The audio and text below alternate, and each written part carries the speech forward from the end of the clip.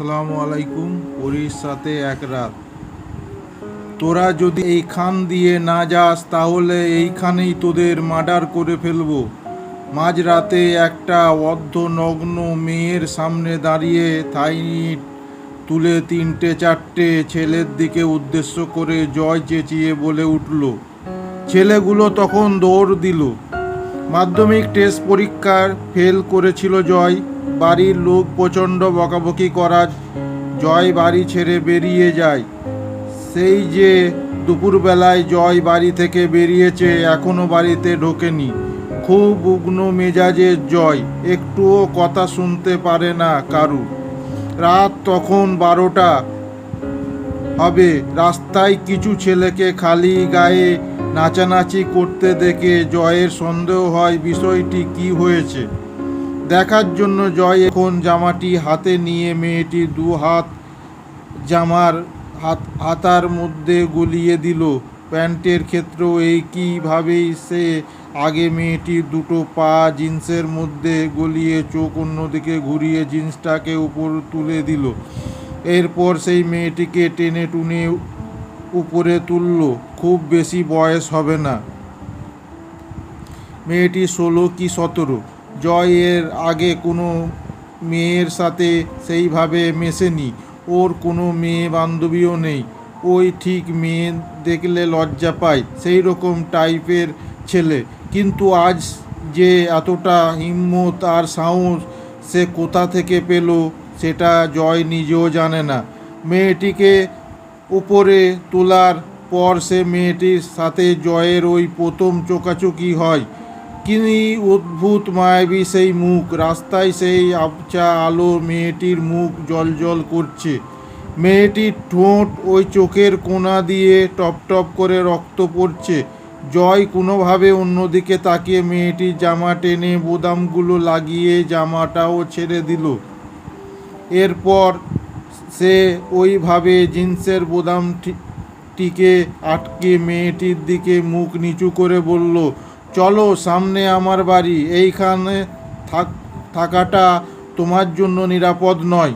সকাল অবধি আমাদের বাড়িতে থাকা, কাল তোমার মা বাবাকে খবর দেব, ওরা এসে নিয়ে যাবে তোমাকে। মেয়েটি ডান হাত ধরে জয় ওই মেয়েটিকে বলে চলো, কিন্তু মেয়েটি একদম হাঁটতে পারছিল না। জয় কি করলো, মেয়েটির ডান হাত নিজের কাঁধে নিয়ে মেয়েটিকে হাঁটিয়ে বাড়ি নিয়ে যাওয়ার চেষ্টা করছিল, কিন্তু কোনো লাভ হচ্ছিল না। শেষে জয় মেয়েটির তার কাঁধে উঠিয়ে বাড়ির দিকে এগোতে লাগলো। মেয়েটি খুব হালকা, তাই জয়ের কাঁধ করে নিয়ে যেতে অসুবিধা হচ্ছিল না। জয় বাড়ির দিকে যেতে যেতে একসময় বুঝলো মেয়েটি তার কাঁধের মাথা দিয়ে ঘুমিয়ে পড়েছে। এই দিকে এই সব কাণ্ডের মধ্যে জয় ভুলেই গেছে যে তার বাড়ির অবস্থা ঠিক কীরকম। বাবা মা হয়তো এখানেও তাকে তন্ন তন্ন করে খুঁজে বেড়াচ্ছে। নিজে তো বাড়ির কাছে পৌঁছাতেই জয় দেখলো বাড়ির সদর দরজায় খোলা। ভিতর থেকে জয়ের মায়ের কান্নার আওয়াজ ভেসে আসছে। জয়ের শরীরে একটা শীতল রক্তের স্রোত বয়ে গেল। জয় ভাবলো এই মেয়েটি যদি জেনে যায় যে জয় পরীক্ষায় ফেল করেছে তাহলে হয়তো মেয়েটিও তাকে বাকিদের মতন ঘৃণা করবে। কিন্তু এত রাতে মেয়েটিকে বাইরে রাখাও ঠিক হবে না। জয় তখন দোটানায় পড়ে নিজের সম্মান বিসর্জন দিয়ে জোরে চেঁচিয়ে বলল, মা, ও মা, কোথায় তুমি? ঘড়িতে আনুমানিক রাত 2টো বাজে। জয়ের আওয়াজ শুনে ভেতরে জয়ের মায়ের কান্না থেমে গেছে। জয় বুঝলো ভিতর থেকে কেউ একজন হাওয়ার চটি পরে দৌড়ে বাইরে আসছে। হ্যাঁ, উনি জয়ের মা, যিনি দৌড়ে বাইরে এলেন।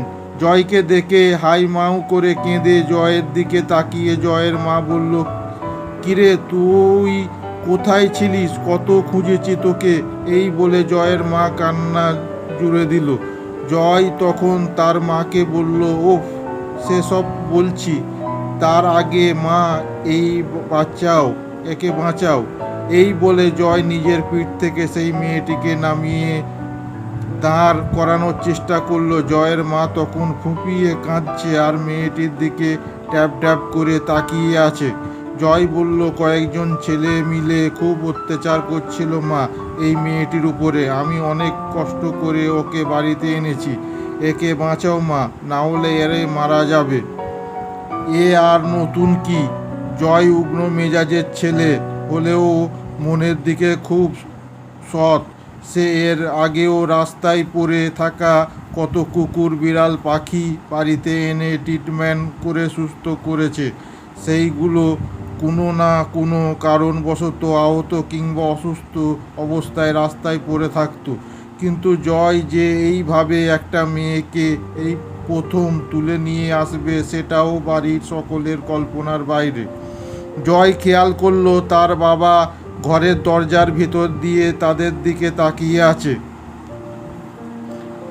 জয়ের মায়ের দিকে জয় তাকিয়ে বলল, আহা, তাড়াতাড়ি ওকে পরিষ্কার করে কিছু একটা ব্যবস্থা করো মা, নাহলে ও মারা যাবে। জয়ের মা আমতা আমতা করে ছেলেকে হারিয়ে যাওয়ার শোক ভুলে মেয়েটির দিকে এগিয়ে এসে বলল, তাড়াতাড়ি ওকে বাথরুম নিয়ে চলো, মুখ দিয়ে খুব রক্ত বেরোচ্ছে, আগে ওকে পরিষ্কার করে দিই, সকালে কন্ডিশন বুঝে হাসপাতালে নিয়ে যাব। পেশায় জয়ের মা একজন নার্স, সে এইসবে প্রাথমিক চিকিৎসা তো জানেই। জয়ের মা ওই মেয়েটিকে নিয়ে বাথরুমের দিকে নিয়ে যেতে লাগলো, আর এদিকে জয় মাথা নিচু করে বাড়ির বাইরে গেটটায় আটকে বাড়ির ভিতরে ঢুকে গেল। এই দেখা শেষ দেখা নয়, আমি আবার আসবো তোমার কাছে। হঠাৎ জয়ের চোখ খুলে যায়। জয় চোখ খুলতেই দেখে ঘরের জানলাটা খোলা। ওহ, তার মানে সেই স্বপ্ন দেখছিল। সকালবেলায় মিটে সূর্যের আলো তখন জানলা দিয়ে ভেতরে এসে সারা ঘরে বিচরণ করেছে। জয় তখন দৌড়ে মায়ের ঘরের দিকে যায়। এ কি, মা তো ঘরে নেই, মা কোথায় গেল? জয় বুঝে গেল মা নিশ্চয় সকালে খাবার বানাচ্ছে। হ্যাঁ, ঠিক তাই। জয় দেখতে পেল জয়ের মা রান্নাঘরে খাবার বানাচ্ছে। ওই মেয়েটাও রান্নাঘরে একটা টুলের উপরে বসে আছে। মেয়েটির হাতে দুধের গিলাস। মেয়েটি দুধ খাচ্ছে আর জয়ের মা কিভাবে সবজি কাটছে সেইগুলো দেখছে। জয়ের মা হেসে হেসে ওই মেয়েটির সাথে কথা বলছিল, আর মেয়েটিও জয়ের মায়ের দিকে তাকিয়ে ওর মা কি বলেছে সেইগুলো অবাক ভাবে বোঝার চেষ্টা করছে। জয় রান্নাঘর থেকে বাথরুমের দিকে দৌড়ে দিল।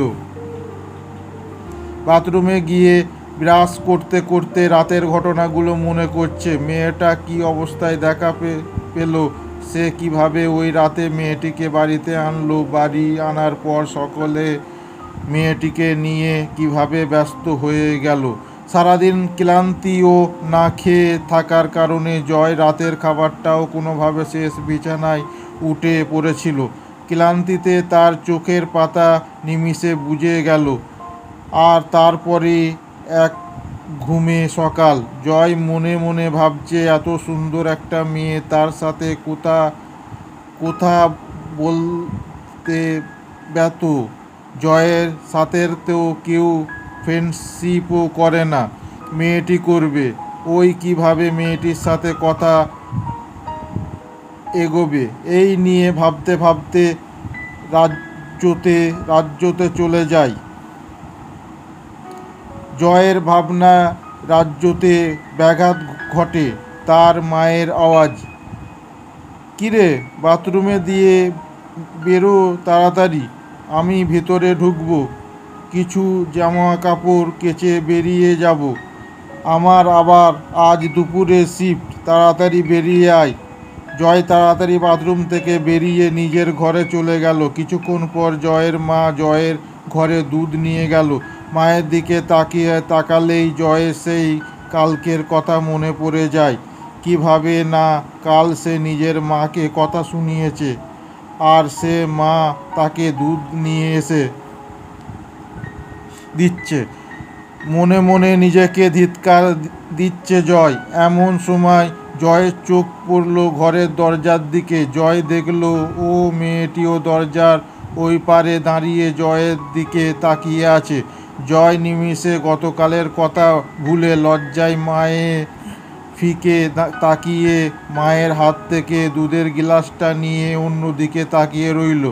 জয়ের মা হয়তো ব্যাপারটা বুঝতে পেরেছে। সে কিছু একটা বলতে যাচ্ছিল, কিন্তু ডিউটিতে যাবার জন্য দেরি হয়ে যাচ্ছে বলে জয়কে সে কিছুই বলল না। সকাল 11টা বাজে। জয় সে দুধের গ্লাস নিয়ে বসে আছে। বাইরে গ্লাসটিকে রাখতে যায়নি। ভয়েতে যদি সেই মেয়েটির সাথে চোকাচোকি হয়ে যায় তবে সে কি করবে, মেয়েটির সাথে কথা বলবে কি বলবে না, এসব 7-5 ভাবতে ভাবতে এমন সময় জয়ের মা জয়ের ঘরের সামনে এসে জয়কে উদ্দেশ্য করে বলল, হ্যাঁ রে জয়, আমি বেরোলাম। তোর বাবা বাড়িতে এলে বলিস জবাদি এই মাসের মাইনেটা আগে চেয়েছে। রাতে মনে করে চেয়ে নিস। আমার হয়তো মনে থাকবে না পরে। আর তুই এইখানে কি করছিস? অন্যদিকে তো বাইরে ঠয় ঠয় ঘুরে ঘুরে বেড়াস। শরীর খারাপ করলে নাকি? জয়, না না মা, আমার কিছু হয়নি। জয়ের মা, আর শোনো না, প্রিয়াঙ্কাকে একটু তোর সাথে নিয়ে গিয়ে বাইরে ঘুরিয়ে নিয়ে আয়। ও এখানকার কিছুই চেনে না। প্রিয়াঙ্কাকে? জয় যেন মনে মনে প্রশ্ন করতে লাগলো। তখনই মনে পড়ল যে মেয়েটিকে ও বাড়িতে নিয়ে এসেছে ওর নাম প্রিয়াঙ্কা। জয়, মা তুমি বলেছিলে ওকে হাসপাতালে নিয়ে যাবে, আর ওই কি সুস্থ হয়ে গেছে? জয়ের মা, আর আমার পাগল ছেলে, ওকে আমি হাসপাতালে নিয়ে যাইনি, কারণ গেলে থানা পুলিশ হবে। আমি আমার পরিচিত হাসপাতালে বড় এক ডাক্তার দিদিকে ভোরবেলায় বাড়িতে ডেকেছিলাম। সে ওর সব ট্রিটমেন্ট করেছে।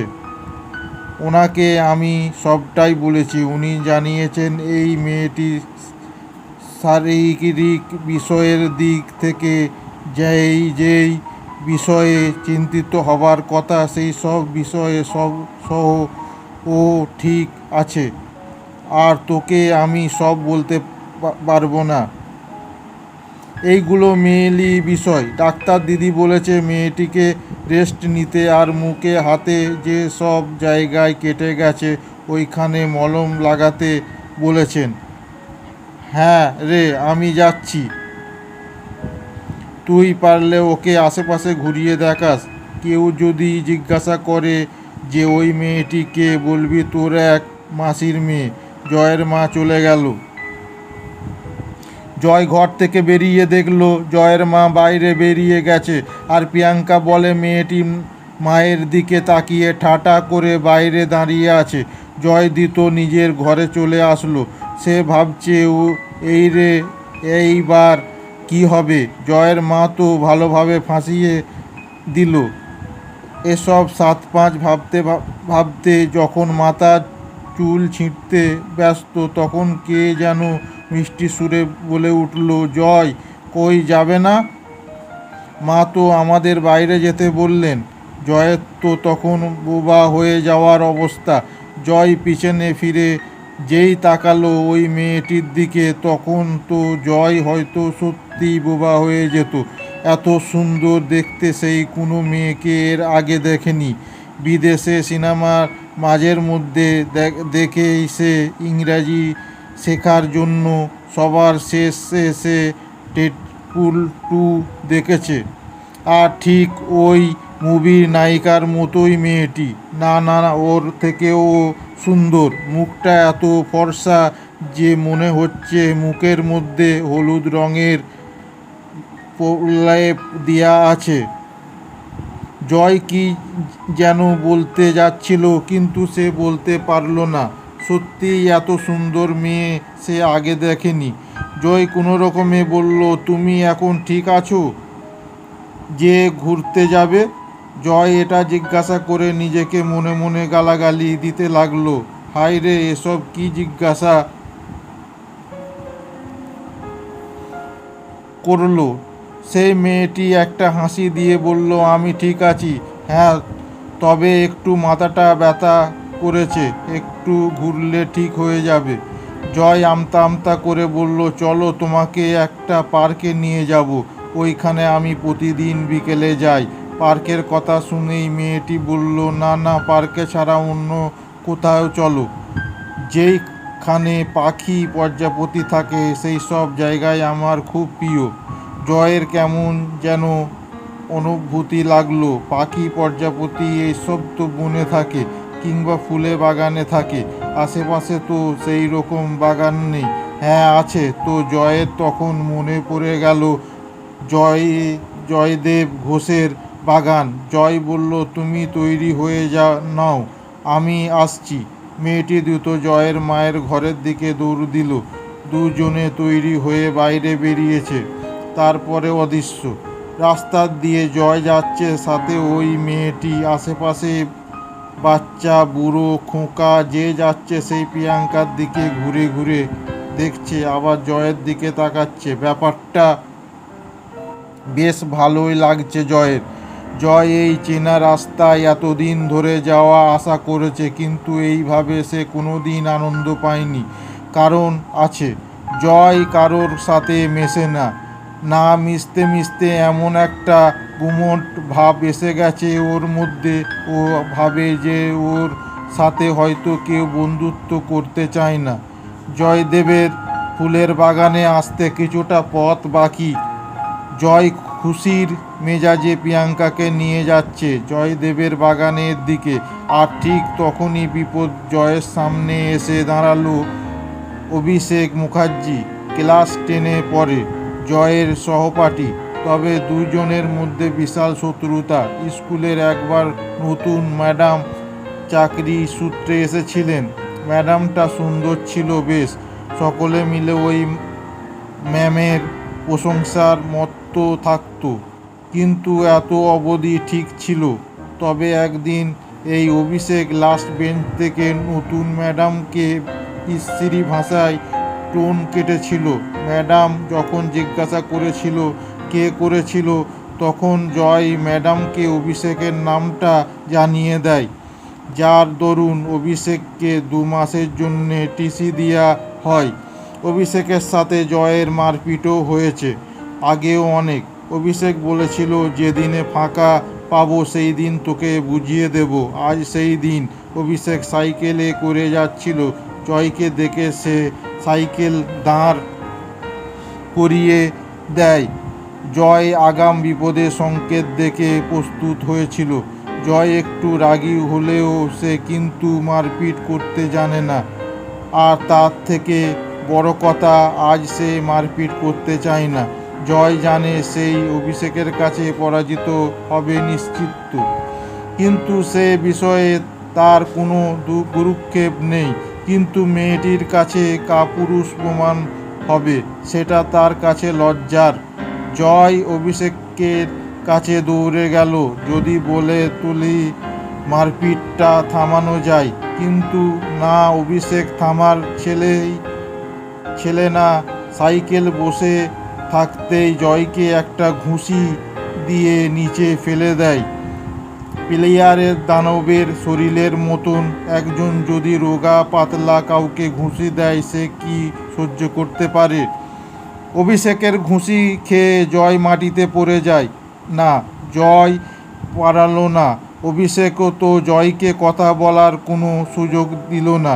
জয় কিছু বুঝে ওঠার আগে আরও 2টো লাথি এগিয়ে এলো, একটা জয়ের মুখে বরাবর আর একটা জয়ের পিঠে বরাবর। না, জয় পালানো না। কিভাবে সে প্রিয়াঙ্কার সামনে মুখ দেখাবে? কিভাবে সে অভিষেক চলে যাওয়ার পর প্রিয়াঙ্কার চোখের দিকে তাকাবে? হঠাৎ অভিষেক মুখ থেকে গোয়ানির আওয়াজ আসতে থাকে। এ কি? অভিষেক মারা বন্ধ করে দিল কেন? জয় কোনো রকমের উপরের দিকে তাকানোর চেষ্টা করলো। সে দেখলো প্রিয়াঙ্কা অভিষেকের হাত ধরে রেখেছে। প্রথমে জয় ব্যাপারটা বুঝতে পারছিল না। একটু দ্বারস্থ হতেই জয় দেখলো প্রিয়াঙ্কা অভিষেকের হাত মুচকে ধরে আছে, তাও আবার এক হাত দিয়ে ধরে। অভিষেকের মতন এত স্বাস্থ্যবান ছেলে একটা চিপচিপে মেঘের সাথে পারছে না। মেশাতে পারছে না। দু হাতে দিয়ে প্রাণপণে চেষ্টা করে যাচ্ছে, তাও হাত ছাড়াতে পারছে না। শেষে প্রিয়াঙ্কা হাত ছেড়ে দেয় এবং জয়ের দিকে এগিয়ে আসে। জয়কে সে মাটি থেকে টেনে তোলে। জয় কোনো রকমে উঠে দাঁড়ায়। এদিকে অভিষেকের হাতের কবজি ধরে কুকিয়ে উঠতে থাকে। প্রিয়াঙ্কা জয়ের দিকে তাকিয়ে অভিষেকের দিকে তাকায় আর বেশ রেগে গিয়ে অভিষেককে বলে, ওর সামনেও যদি তোকে আজ দেখতে পাই তাহলে পরের বার হাতের সাথে তোর পাটাও ভেঙে দেবো, পঙ্গু করে দেব। জয় প্রিয়াঙ্কার এই রূপ দেখে রীতিমতো হিমড়ে খাচ্ছে। জয় ভাবলো হয়তো এই মেয়েটি ক্যারেক্টারে অনুশীলন করে নিয়মিত, না হলে অভিষেকের মতন স্বাস্থ্যবান ছেলেকে কিভাবে সে কয়েক সেকেন্ডের মধ্যে কাইল করে দেয়। এরপরে প্রিয়াঙ্কা জয়ের হাত ধরে টানতে টানতে নিয়ে যায় জয়দেবের বাগানে। ওইখানে থেকে বাগান দেখা যাচ্ছিল। জয় যাচ্ছে আর প্রিয়াঙ্কার দিকে অপলক দৃষ্টিতে তাকিয়ে আছে। প্রিয়াঙ্কা বাগানে ঢুকে একটা ছোট্ট টিভি দেখতে পায়। ওই টিভির দিকে জয়কে নিয়ে যায়। জয়কে ওইখানে বসিয়ে সে নিজের ব্যাগ থেকে জলের বোতল বের করে জয়ের দিকে এগিয়ে দেয়, যাতে জয় সেই বোতলের জল নিয়ে নিজের মুখ ধুয়ে নিতে পারে। জয় অপলক দৃষ্টিতে তাকিয়ে আছে প্রিয়াঙ্কার দিকে। প্রিয়াঙ্কা নিজের ভুঁড়ি নাচিয়ে ইশারায় করে জয়কে জলের বোতল থেকে জল বের করে মুখ ধুয়ে নিতে বলে। জয় মনে মনে নিজের জখম চেপে রেখে আমি ঠিক আছি একই কথাটি প্রিয়াঙ্কাকে বোঝাতে চায়। আর কি আশ্চর্য, প্রিয়াঙ্কা সেই কথা বুঝে যায়। সে যেন জয়ের মনের ভাষা নিমিষে পড়ে নিচ্ছিল। বাগানে তখন পাখিদের কিচিমিচি আওয়াজ, কত রঙবিরঙে প্রজাপতি উড়ে বেড়াচ্ছে। প্রিয়াঙ্কার হাতের মধ্যে একটা প্রজাপতি এসে উড়ে বসলো। জয় অপলব্ধ দৃষ্টিতে প্রিয়াঙ্কার সেই হাসি মুখটি দেখছে। মা বাবা দুজনে কাজ করে সারাদিন একা থাকে জয়ের কোনো বন্ধু নেই। একা থাকা যে এত বছরের যন্ত্রণা, প্রিয়াঙ্কা সেটা অনায়াসে কমিয়ে দিল। বাগানে তখন প্রিয়াঙ্কা প্রজাপতির পিছনে ছুটছে আর জয় প্রিয়াঙ্কার দিকে তাকিয়ে আছে। জয়ের শরীর তখন ব্যথা হচ্ছিল, তবে জয় বুঝেছিল এই প্রিয়াঙ্কার হাসি মুখটাই তার একমাত্র ওষুধ। হঠাৎ জয়ের মনে এলো এবার তো বাড়ি যেতে হবে, দুপুরে খাওয়ার সময় হয়ে এসেছে।